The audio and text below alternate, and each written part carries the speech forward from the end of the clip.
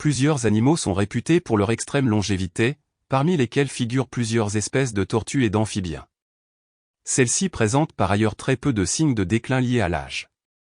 Une équipe internationale de chercheurs a donc examiné près de 80 espèces afin de mieux cerner les processus du vieillissement et les mécanismes qui sous-tendent la longévité de ces animaux. Au début de l'année, une tortue géante des Seychelles a fait la une de l'actualité pour son extrême longévité. Baptisé Jonathan, l'animal a atteint l'âge de 190 ans cette année. Il est devenu le plus vieil animal terrestre vivant au monde. Ce n'est pas la première fois qu'une tortue ou d'autres animaux à sang froid se distinguent par leur durée de vie exceptionnellement longue.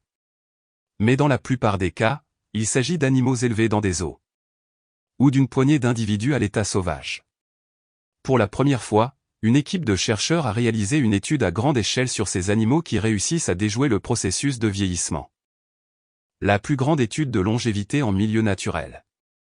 Il existe des preuves anecdotiques que certains reptiles et amphibiens vieillissent lentement et ont une longue durée de vie, mais jusqu'à présent, personne n'a réellement étudié ce phénomène à grande échelle sur de nombreuses espèces dans la nature, a déclaré David Miller, professeur agrégé d'écologie des populations sauvages et auteur principal de l'étude. Or, pour mieux comprendre le processus de vieillissement humain, voire le ralentir, il peut être intéressant d'identifier ce qui permet à certains animaux de vieillir plus lentement. L'étude, dirigée par l'Université d'État de Pennsylvanie et de l'Université du Nord-Est de l'Illinois, repose sur les données de 107 populations de 77 espèces de reptiles et d'amphibiens. Ils ont notamment analysé la façon l'influence du mode de thermorégulation sur le vieillissement démographique.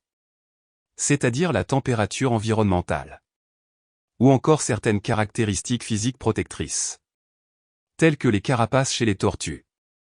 L'objectif était principalement d'observer dans la nature les variations du vieillissement et de la longévité des ectothermes.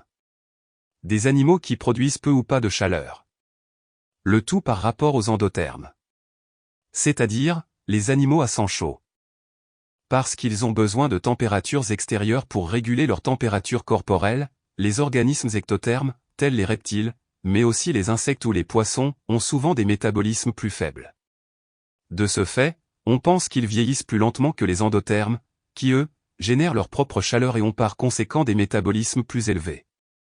De même, on pense que les animaux dotés de caractéristiques qui leur confèrent une protection, carapace, épines, coquilles, venin, etc., vieillissent plus lentement et vivent plus longtemps que les autres.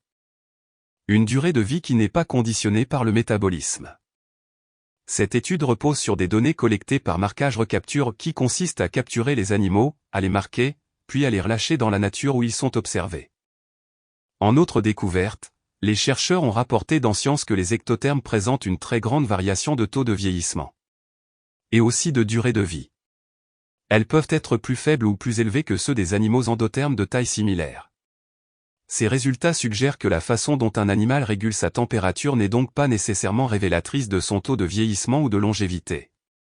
Nous n'avons pas trouvé de soutien à l'idée qu'un taux métabolique plus faible signifie que les ectothermes vieillissent plus lentement. Cette relation n'était vraie que pour les tortues. Ce qui suggère que les tortues sont uniques parmi les ectothermes, a déclaré Miller. Ils ont par ailleurs découvert que la carapace des tortues était effectivement associée à un processus de vieillissement beaucoup plus lent.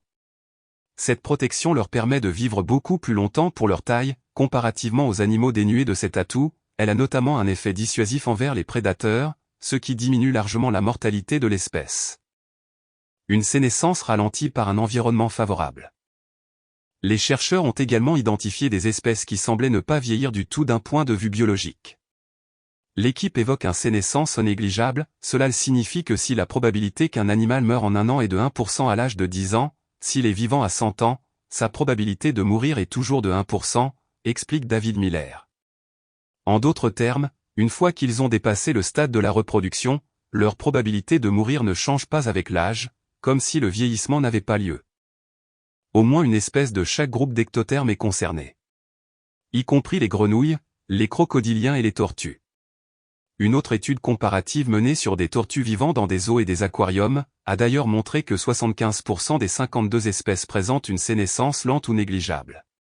Pour près de 80% des espèces, les taux de vieillissement étaient inférieurs à ceux de l'homme. Ces résultats suggèrent que la sénescence est négligeable dans des conditions contrôlées. Une meilleure compréhension du vieillissement des reptiles et des amphibiens révélera peut-être de nouvelles cibles. Notamment pour les recherches biomédicales liées au vieillissement humain. En outre, cela permettra de mettre en place des stratégies de conservation plus pertinentes. Car beaucoup de ces animaux étant aujourd'hui menacés ou en voie de disparition.